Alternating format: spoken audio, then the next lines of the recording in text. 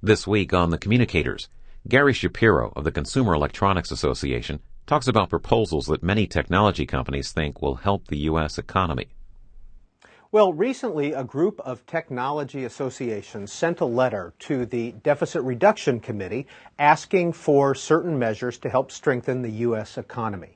Gary Shapiro is chairman and CEO of the Consumer Electronics Association. He is our guest this week on the Communicators to talk about some of those issues that tech companies see as vital to the U.S. economy. Mr. Shapiro, one of your first recommendations was an update of the tax system. And in your letter to the Deficit Reduction Committee, you write that first and foremost, America's corporate tax system is globally uncompetitive. And you go on to say that we, the U.S., should take immediate steps to encourage U.S. businesses to repatriate the approximate $1 trillion in accumulated foreign earnings that are locked outside of our country.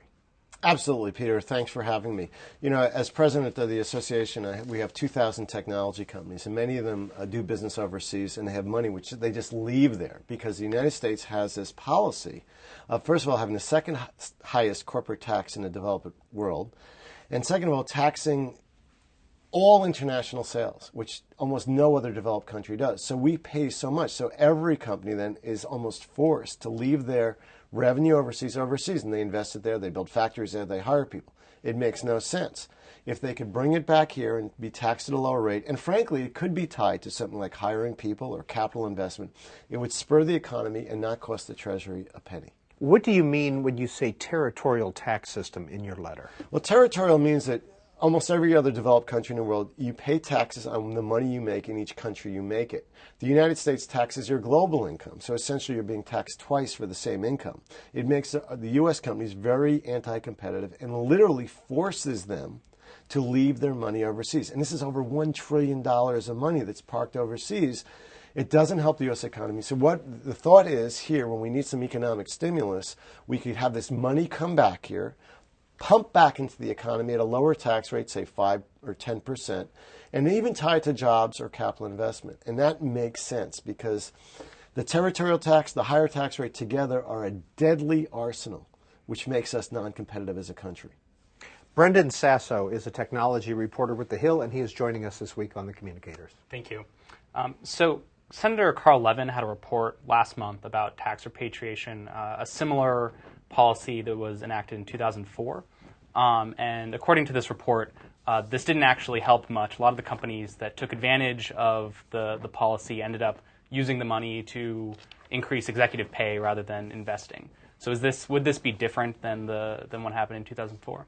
Well, Brandon, that report is one of many reports, and certainly, the unions are opposing this for reasons that I can't figure out because it could be tied to more jobs, it could be tied to capital investment. It's an easy thing to do. They're trying to position this as a tax giveaway because it's scored as government as if those companies are going to eventually pay tax on that money. They won't. They're not going to bring it back to the United States. And the important thing is we recognize that these companies are American companies. They're making money. It's a good thing. They're owned by mostly U.S. shareholders, and we should want them to succeed. It's very difficult to figure out whether a company's putting something back into dividends or putting it back into capital investment or hiring. But you could tie it. It's an easy bipartisan solution. And in fact, Congresswoman Shelley Berkley, a Democrat, other Democrats and Republicans are now proposing that type of policy change. Well, Mr. Shapiro, wouldn't this be, though, another piece of piecemeal legislation rather than an overhaul of the tax system? That's true, and that is one of the concerns I've heard expressed by both sides of the aisle, that indeed if this could be piecemeal and we want to deal with long-term. This is a short-term economic fix that makes sense. We do need the long-term thing, which is the territorial portion of it. Let's change the whole tax system so you just pay on the profits you make in the country you make them. And let's also deal with all the other issues, the second highest corporate tax rate in the world, the complexity of the corporate tax rate, which is overwhelming, the perceived unfairness of it, the loopholes, all the business giveaways. That's pretty important. A little bit more on the tax issue for technology groups. This is another recommendation made to the Deficit Reduction Committee. We must reduce the tax rate, simplify the code, and strengthen incentives for job-creating activities such as the R&D tax credit and transition to a competitive territorial tax system. But go back to the R&D. Why has that never been made permanent? Well, it's a political issue, frankly, because it's temporary. In that way, the members of Congress that do it could always come back to the tech community and say, "We'll do this for you." And it's unfortunate because it doesn't allow you the predictability you need as any business planner for the long-term future. But if there was total tax overhaul, I would bet most tech companies would say, we don't need the R&D tax credit. We don't need that because there's a more rational tax system here. The R&D tax credit, I should disclose, is not something that my association has ever taken a position on. We've never asked the government for any money for ourselves in any way, including the DTV transition. So I'm a little uncomfortable talking about it, but I recognize why individual companies and other associations want it. Well, so obviously this letter was to the super committee, and their job is to reduce the deficit. So I'm wondering how measures that might reduce taxes would, in fact, be something that the super committee should take up. Well, in fact, in the overall premise of the letter, we're talking about strengthening the U.S. economy. Now, look, when you're in a terrible situation the way we're in as a country, you have three choices. You can raise taxes, you can cut spending, or you can grow the economy. Growth comes from innovation. And if you have a growing economy, a lot of the other issues go away. And so our view is that the entire political system, our nation, should get around the consensus that President Obama laid out in his State of the Union address, which is that we are an innovation economy. Now, the tactics he laid out we may not agree with, but when it comes to the various things that make up innovation, a lower deficit, predictable taxes, trade, good strategic immigration policy, spectrum for wireless broadband, those are the things that make sense. Well, I want to pick up the last thing you said was spectrum for wireless broadband. And so there's talk, the chairman of the FCC has mentioned the spectrum crunch, that there aren't enough frequencies to be used for wireless devices.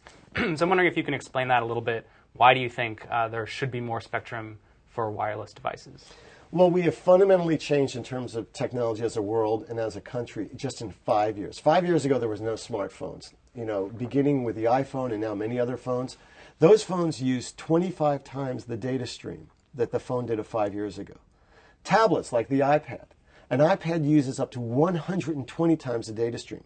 And these products have become the engine of our economic growth with the apps developers, with all the new economic activity around them. And people expect, and it is now a matter of national policy, bipartisan, that we want wireless broadband. It is essential.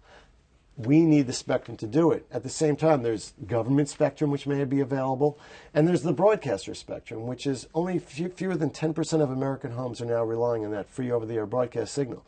So the proposal the FCC had, which we support, the president supported, it's bipartisan supported, is voluntary incentive auctions by the broadcasters of some of this spectrum.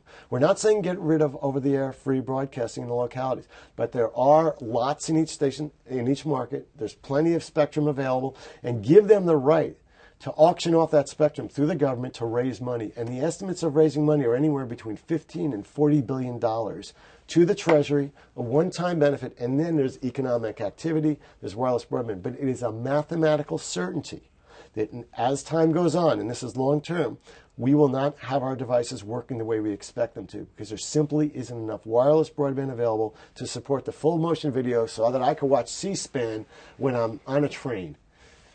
Gary Shapiro, though, don't the wireless device makers also have a responsibility to use spectrum more efficiently? Absolutely, and there's every incentive to do that. And of course, solutions are being developed, like relying heavily upon Wi-Fi in local areas. Once you get across the big distance, you go to a local Wi-Fi network. But still, mathematically, as now about half Americans have these smartphones, and the tablets will be the hottest product of the holiday season, and we anticipate growth for years to come. When most Americans have these tablets and smartphones, we need a system that will support them. And in fact, in your letter to the Deficit Reduction Committee, your consortium writes it's important to make more spectrum available for mobile broadband, including the benefit of unlicensed uses. And what do you mean by unlicensed uses? And unlicensed, so, okay, you bid for auction like a Verizon and AT&T, maybe even a Google would bid and get that, all those billions of dollars to the government. But there's a portion of spectrum we use today that all sorts of innovative products come out of that no one predicted. For example, the garage door opener is one. Cordless telephones is another. There's all sorts of spectrum that people come up with innovative products that we come to rely upon. And that is, anyone can produce something. There's various standards in terms of being a good neighbor and accepting interference. But that produces tremendous amounts of innovation that is very important. So we're saying Save a little slice for unlicensed uses where the government would not get money. That will spur economic activity, growth, and jobs. Brendan Sasso. Shouldn't the companies that might take advantage of unlicensed spectrum, say Google or Microsoft, why shouldn't they have to pay? Since we were just talking about how valuable spectrum is, why shouldn't those companies that might create new innovative products pay just like AT&T or Verizon would pay to have spectrum? Well, the way it works is when you pay, you get the exclusive use. With unlicensed, nobody pays. It's like a parkland that the government owns. Everyone can go into that parkland and play. Everyone benefits. So any entrepreneur with an idea can enter the space without barriers to entry. Frankly, I'm not worried about Google and AT&T and Verizon. They could get their essentially monopoly use of spectrum. They own it, which is fine. They control it. They could do a lot with it, and they could use it for what we've been talking about. Unlicensed uses are new uses, and any entrepreneur can jump in and produces so many great products out there. Whether it's family radio, so you can communicate in a shopping mall or at a concert, or as I said, the garage door opener, which many of us rely upon. So there are a lot of different parts of Congress. You have the super committee. There's a separate bill dealing with spectrum, and so I'm wondering how you think that this is actually going to get done. What do you think is the most likely avenue? It was also in the president's jobs bill. That's looking less likely now. But so obviously this letter was to the super committee. But is that the main way you think this will get done? Well, the important thing is it has bipartisan support. There's a consensus about it. Even the broadcasters said they're willing to do it under certain conditions. I mean, they don't really own the spectrum. They get multi-year licenses. They never paid for it. They'll get money from that, even though it's not something they own. But look, whether the super committee is going to resolve the bigger issues of the country is nobody knows at this point. If they do, this is almost certainly going to be in there. If they don't, we have a lot of other issues as a nation, but along the way, this is a solution that helps cut the deficit and spur economic growth. Gary Shapiro, are the tech community needs different than the larger business community? That's a great question. I think the tech community might have more of a need for the brightest people on the earth, and that's what's made this country great. We've attracted them traditionally since our birth until about September 11th, and we had that disaster, and we shut our doors. And now it's very difficult for tech companies to get the brightest people. We're very not welcoming to them. We shut the door on them. And they are the growth engines of the economy. This is where maximum growth occurs, is with technology. With technology, we do have needs. We have needs for quick capital, flexibility. You have to be able to move people around. It's not a very pro-union environment because you need to assign someone. You need to give them the prospect of making a lot of money or just moving the next job. You know, we're blessed that this is a country where you could fail. And it's actually a badge of experience, not a badge of dishonor when you're doing it in business. So we have a questioning nature. We have a First Amendment which protects us. We have every ingredient we need to be the most innovative country in the world. And that should be our strategy as a country. So the tech community is the pinnacle of that. I would include biotech in that. I would also include, frankly, the creative community in that, the content world, the music industry, the motion picture industry, the publishing. We are the world's innovators, and that is our perch, and we should stay there. And so, yes, we're unique, but no, this is who we are as Americans. We solve problems. Back to the tech community's letter to the Deficit Reduction Committee, you have called for, with regard to visas, increase the number of employment-based visas for highly educated workers, award permanent visas to foreign-born students who earn doctorates, and repeal the annual limit on the number of applicants per country. Absolutely. We traditionally have attracted the world's best and the brightest. Indeed, all our forefathers came here for a better life with nothing to lose. We've been getting the students. Actually, education is an export of ours. That's what we do. But we get these really bright people, and we educate them in math and science and information technology. We give them master's degrees and PhDs, and then we kick them out of our countries so they become competitive of ours. That's crazy. And Republicans and Democrats also agree on this now. That is not a good policy. We just have to get this legislation through which allows us to give them a path to citizenship. And we have to be strategic in our immigration policy. All the discussion and debate is about illegal immigration. That's not what's at issue. What's at issue is who do we want here? We want bright, We want entrepreneurial people. We want people to be great citizens and contribute to our economy. So there's some great proposals out there, bipartisan, which say if someone's willing to invest a certain amount of money, hire a certain number of people, or if they're seriously educated. Because look, our countries like Microsoft and Google and every internet company, which we dominate the world in, they want to hire people. Why should they have to open up a facility abroad to do that? Yet our immigration policy, our tax policy, our trade policy increasingly encourage them to go abroad rather than create jobs here. Well, I want to go back to one of Brendan's earlier questions. These are a lot of different issues, but not necessarily deficit reduction issues. What was the purpose of including visas and other issues in your recommendations to the Deficit Reduction Committee? Deficit reduction will come from one of three ways: raising taxes, cutting spending, or economic growth. And we must be about economic growth. We have stalled economically as a country. It is hurting us. Indeed, a lot of companies now and venture capital is going abroad because there is not growth in the United States. We must be a growing economy. A growing economy will solve our jobs problem. It will go a long way to solving our deficit problem. So we should be focused laser-like on growth rather than focusing on saying business is bad and attacking business. We have to say business is good. We want employers here. We want jobs here. We want innovation here. And that's what this is about. And if we could grow economically. Look, it's not only the federal government, state governments now, every one of the 50 state governments assume in their pension calculations that we will grow at 8% a year. That is insanity. We're not growing at 8% a year. We are facing a huge financial challenge in this country. We have to try to get to that 8% growth rate. We're not doing it under today's policies. And whether it's Democrat or Republican, we better get together and start getting these policies which will allow economic growth. You're watching C-SPAN's Communicators program. Our guest this week, Gary Shapiro, Chairman and CEO of the Consumer Electronics Association. Brendan Sasso is a technology reporter with the Hill newspaper.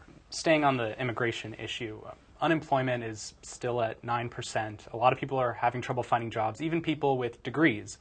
So what do you say to the person who just invested in their education? They just graduated with maybe a degree in math or engineering, and they can't find a job, and these tech companies want to hire foreign workers.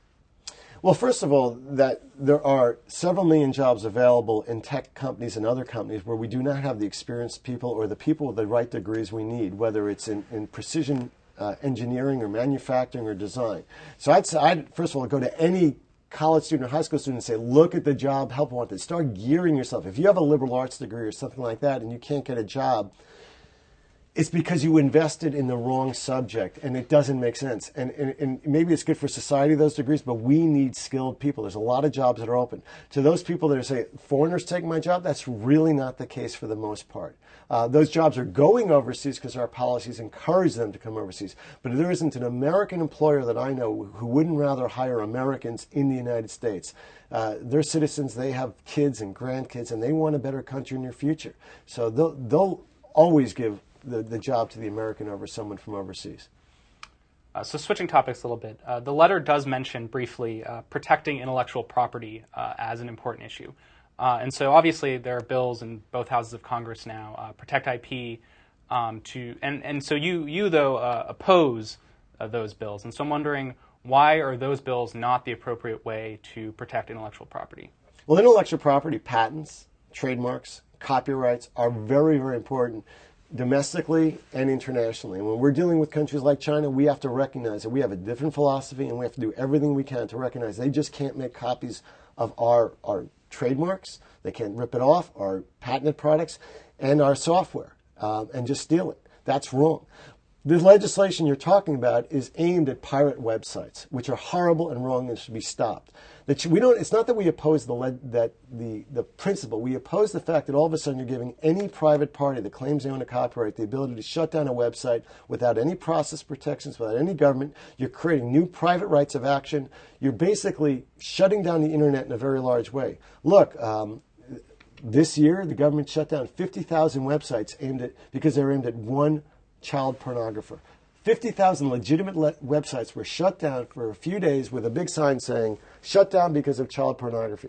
Those are the kind of mistakes you want to avoid. You want to avoid legitimate businesses from being shut down without process protections. And that's what we're saying. These bills are good, but let's modify them so there's process protections that Americans are accustomed to are in place. So what would the changes need to be in order for you to support these bills? Well, what we need to see is, let's go back to the drawing board. We've been excluded from the discussions all along. The content community, which is very, very politically powerful, has gone to their favorite members and they've just dropped legislation in. And what we need to see is process, due process. You have a right to answer, to respond. You have to also have a process to make sure you're shutting down the right website. You have to have a process so you're not shutting down thousands of websites by going into the internet itself. We don't want the internet shut down. And that's why Democratic congresswomen like Zoe Lofgren and also Senator from Oregon, a Democratic senator, as well as Republicans, have said these bills are absolutely unacceptable for the future of technology. What do you go ahead, Brendan? My understanding is that the bill does have some sort of appeals process where if your website gets shut down, that you can appeal and say that this is a legitimate website. Is that not enough? So your website is shut down, your eBay or Amazon, and your website is shut down, and you have the right to go through a government process for an appeal. And meanwhile, your customers are lost for how long? I mean, when BlackBerry has an outage, it affects millions of people. When a website has an outage, it can mean the life or death of that company. Gary Shapiro, you mentioned the content community. What do you mean by that? Well, the content community is Hollywood, the music industry, and all these which are basically, they live and die by government regulation. Government started out with a monopoly where a patent was equal to a copyright in less than 20 years. And somewhere along the way, we've lost sight of it. And because they're phenomenal lobbying, the content copyright is almost perpetual. It's about 100 years. It's been expanded 13 times in the last 40 years. The penalties are outrageous. I mean, people go to jail. If you rip off a CD on your computer, the prison sentence and everything else is so much more than if you actually physically steal a CD from a record store. So the content community is a phenomenal fundraiser, phenomenal. And they play in the Judiciary Committee. The members of the Judiciary Committee deal with life and death issues, abortion, capital punishment. They don't deal with moneyed issues. So they get a phenomenal amount of money from the content industry lobbyists. And the tech industry really isn't that good at fundraising, frankly, and a lot of them vote on the basis of their social issues.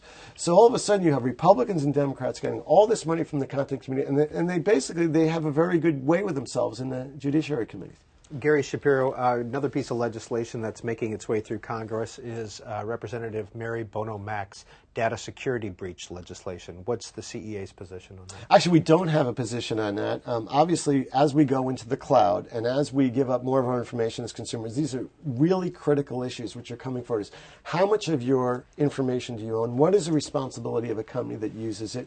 What happens as we proceed along? Because there's so much more happening in the application world about gathering information about yourself, your whereabouts, what rights you have. But I think in a reasoned way, public policy can deal with these issues. When the credit card was first introduced, there was great concern about losing everything. And Congress did something really smart. They said, you know what?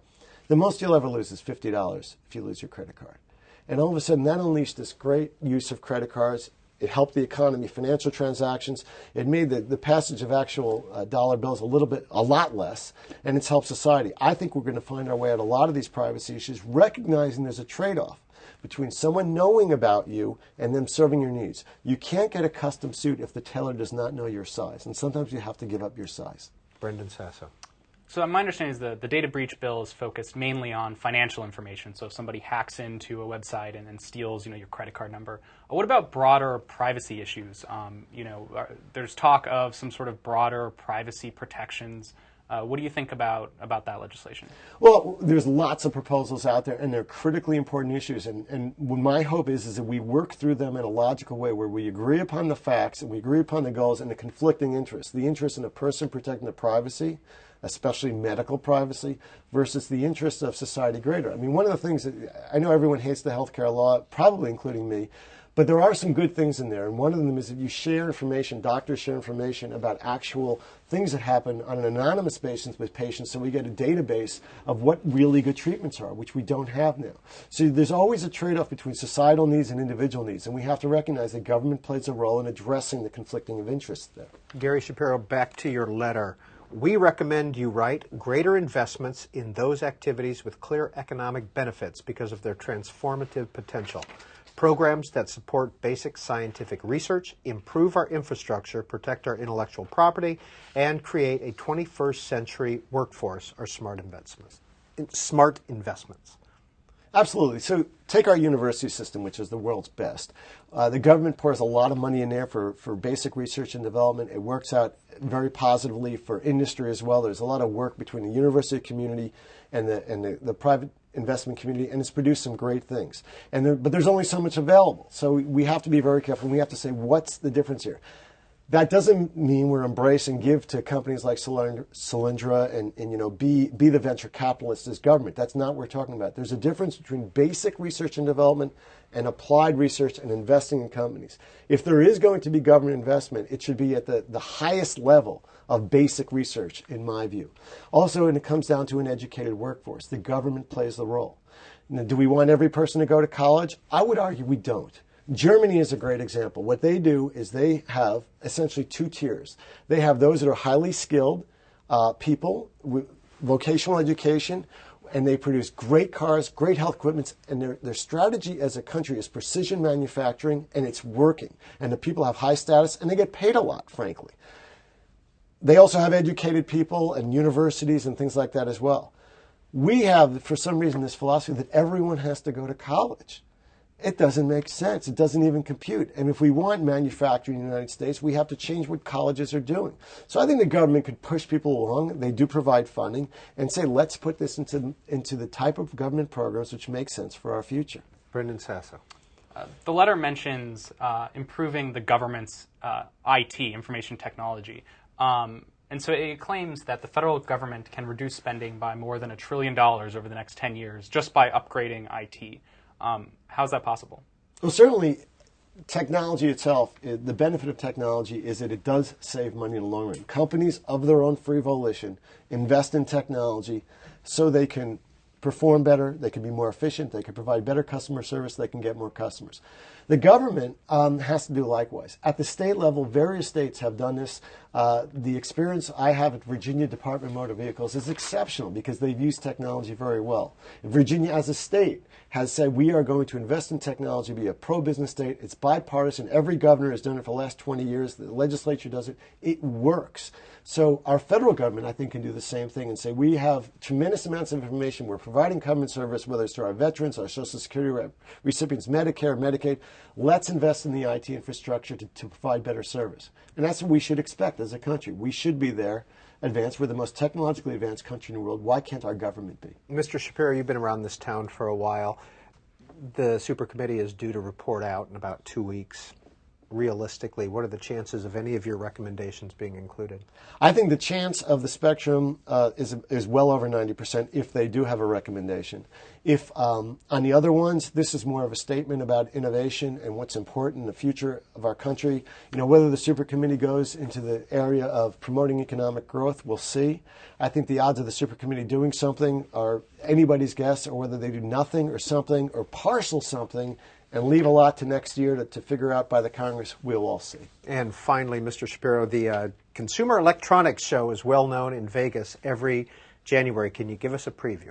Well, the International CES attracts 140,000 people from around the world. It is the Super Bowl of innovation. We are going to have a larger show than we've had last year, lots of people, and more things introduced, and great things, whether in cars or in applications or in tablets or you name it. And it gives you hope and excitement about the innovation which is occurring, which is making the difference in our lives. It will be spectacular. Hope you're there.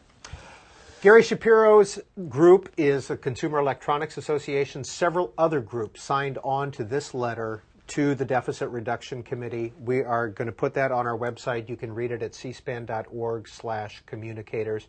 Gary Shapiro is Chairman and CEO of the Consumer Electronics Association. Brendan Sasso is a technology reporter with The Hill newspaper, thehill.com. Thank you, gentlemen. Thank you.